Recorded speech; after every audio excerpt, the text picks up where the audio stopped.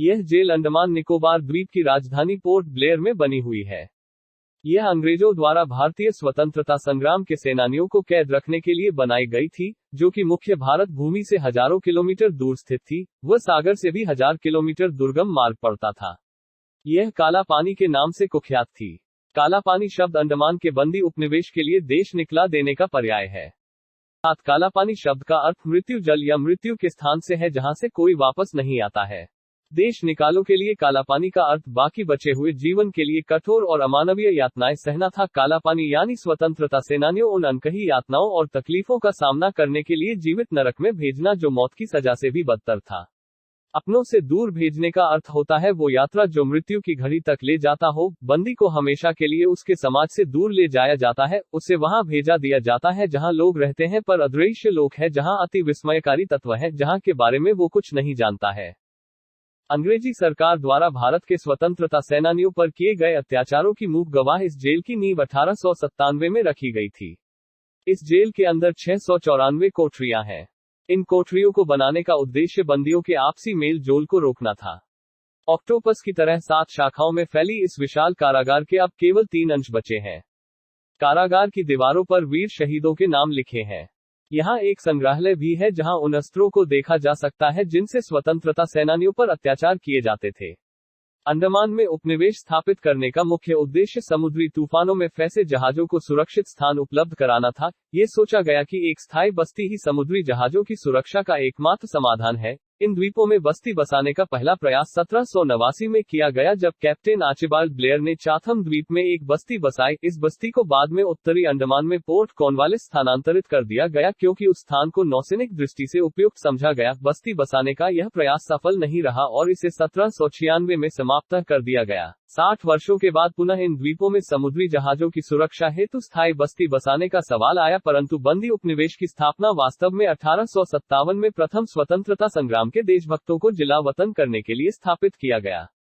प्रथम स्वतंत्रता संग्राम के 200 स्वतंत्रता सेनानियों के पहले जत्थे के अंडमान तथा निकोबार द्वीपों में 10 मार्च 1858 के आगमन के साथ बंदी उपनिवेश की शुरुआत हुई। सभी लंबी अवधि और आजीवन कारावास की सजा पाए देशभक्तों जो किसी कारणवश बर्मा और भारत में मृत्यु दंड से बच गए थे, उन्हें अंडमान के बंदी उपनिवेश में भेजा गया। प्रथम स्वतंत्रता संग्राम के पश्चात वहाबी विद्रोह, मणिपुर विद्रोह आदि से जुड़े सेनानियों और अन्य देशभक्तों को अंग्रेजी सरकार के विरुद्ध आवाज उठाने के जुर्म में अंडमान के बंदी उपनिवेश भेजा गया। सेलुलर जेल में अनेक भारतीय क्रांतिकारियों ने अपना बंदी जीवन व्यतीत किया। विनायक दामोदर सावरकर, जयदेव कपूर, आशुतोष लाहिड़ी, होतीलाल वर्मा, बटुकेश्वर दत्ता, बाबू राम हरि, नानी गोपाल मुखोपाध्याय, सरदार गुरमुख सिंह, पंडित परमानंद, वरिंद्र कुमार घोष, इंदु भूषण रॉय, पृथ्वी सिंह आजाद, पुलिन दास, त्रिलोकीनाथ चक्रवर्ती, गुरुमुख सिंह मुख्य थे। सेल्युलर जेल अंग्रेजों द्वारा भारत के स्वतंत्रता सेनानियों पर किए गए अत्याचारों की मूक गवाह है। इस जेल की नींव 1897 ईस्वी में रखी गई थी और 1906 में यह बनकर तैयार हो गई थी। इस जेल में कुल 698 कोठरियां बनी थीं और प्रत्येक कोठरी 15-8 फीट की थी। स्वाधीनता संग्राम को एक नई दिशा देने वाले वीर सावरकर की जयंती आज देश में उत्साह के साथ मनाई जा रही है। वीर सावरकर को स्वाधीनता आंदोलन से जुड़े होने के कारण अंग्रेजों द्वारा दोहरे आजीवन कारावास की सजा सुनाकर अंडमान निकोबार की सेल्युलर जेल में रखा गया था। हालांकि अंग्रेजों ने इसे सेल्युलर नाम दिया था, जिसके पीछे एक हैरान करने वाली वजह है। सेल्युलर जेल अंग्रेजों द्वारा भारत के स्वतंत्रता सेनानियों पर किए गए अत्याचारों की मूक गवाह है। इस जेल की नींव 1897 ईस्वी में रखी गई थी और 1906 में यह बनकर तैयार हो गई थी। ऐसे में कैदियों के पास ये कूपन जमा होते रहते हैं और वो उससे अपने दिनचर्या का सामान खरीद लेते हैं। फिर कर सकते हैं जमा। जब आप जेल से बाहर निकलते हैं तो आप कूपन जमा करवाने के बाद इसके बदले पैसे ले सकते हैं। यानी कहा जा सकता है कि यह एक तरह की जेल की करेंसी होती है, जो सिर्फ जेल की चारदीवारी में इस्तेमाल की जा सकती है। नासिक जिले के कलेक्टर जैक्सन की हत्या के लिए नासिक षड्यंत्र कांड के अंतर्गत इन्हें 8 अप्रैल 1911 को काला पानी की सजा सुनाई गई और सेल्युलर जेल पोर्ट ब्लेयर भेज दिया गया।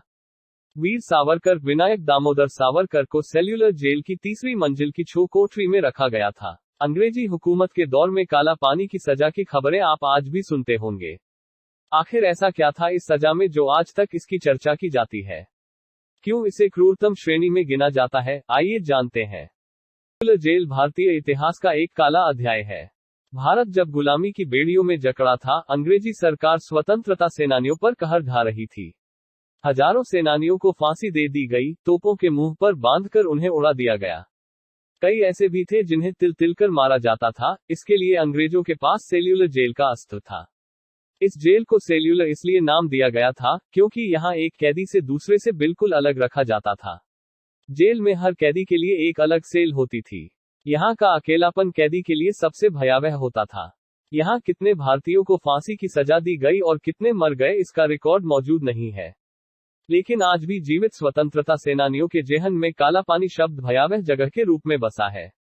यह शब्द भारत में सबसे बड़ी और बुरी सजा के लिए एक मुहावरा बना हुआ है।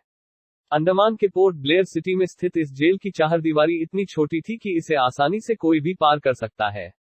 लेकिन यह स्थान चारों ओर से गहरे समुद्री पानी से घिरा हुआ है, जहां से सैकड़ों किमी दूर पानी के अलावा कुछ भी नजर में यहां लाया गया। उसके बाद 733 विद्रोहियों को कराची से लाया गया। भारत और बर्मा से भी यहां सेनानियों को सजा के बतौर लाया गया था। सुदूर द्वीप होने की वजह से यह विद्रोहियों को सजा देने के लिए अनुकूल जगह समझी जाती थी। उन्हें सिर्फ समाज से अलग करने के लिए यहां नहीं लाया जाता था, बल्कि उनसे जेल का निर्माण, भवन निर्माण, बंदरगाह निर्माण आदि के काम में भी लगाया जाता था। यहां आने वाले कैदी ब्रिटिश शासकों के घरों का निर्माण भी करते थे। 19वीं शताब्दी में जब स्वतंत्रता संग्राम ने जोर पकड़ा, तब यहां कैदियों की संख्या भी बढ़ती गई। सेल्यूलर जेल का निर्माण 1896 में प्रारंभ हुआ और 1906 में यह बनकर तैयार हुई। इसका मुख्य भवन लाल ईंटों से बना है। ये ईंटें बर्मा से यहां लाई गईं, जो आज म्यांमार के नाम से जाना जाता है। इस भवन की 7 शाखाएं हैं और बीचों बीच एक टावर है। इस टावर से ही सभी कैदियों पर नजर रखी जाती थी। ऊपर से देखने पर यह साइकिल के पहिए की तरह दिखाई देता है। टावर के ऊपर एक बहुत बड़ा घंटा लगा था, जो किसी भी तरह का संभावित खतरा होने पर बजाया जाता था। प्रत्येक शाखा 3 मंजिल की बनी थी।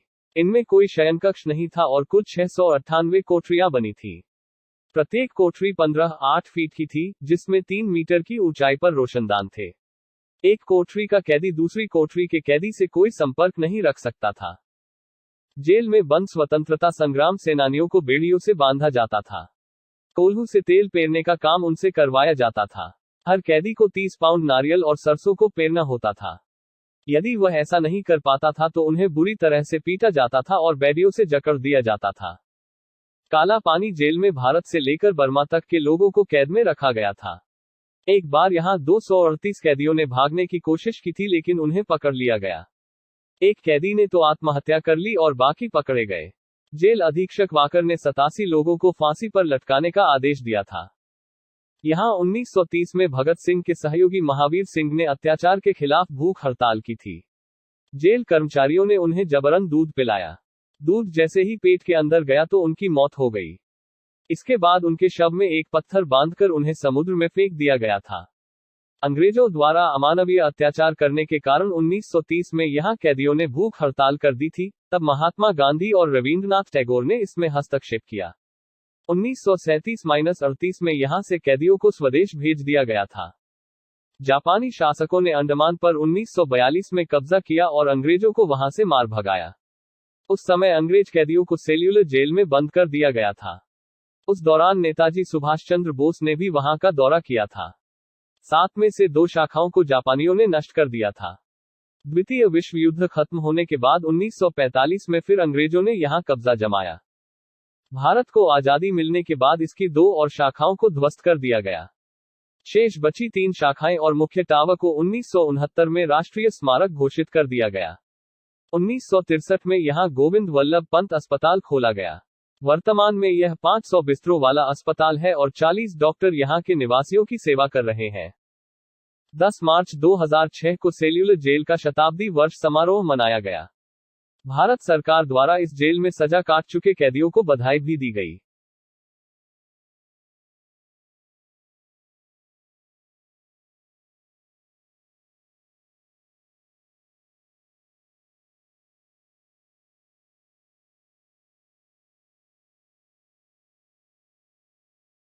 अगर आपको मेरा वीडियो अच्छा लगा होगा तो लाइक, शेयर और सब्सक्राइब जरूर करें, ताकि मेरा जो भी वीडियो आएगा सबसे पहले आपको मिले। आपका बहुत बहुत धन्यवाद मेरा वीडियो देखने के लिए। आपका दिन शुभ हो। अगर आपको अंडमान का टूर बुक करना हो या फिर किसी भी सर्विसेज के बारे में जानना चाहते हैं तो स्क्रीन पे दिया हुआ नंबर पे डायल करें या फिर व्हाट्सएप ईमेल द्वारा संपर्क करें। आपको सर्विस देने के लिए हम हर वक्त तैयार रहते हैं।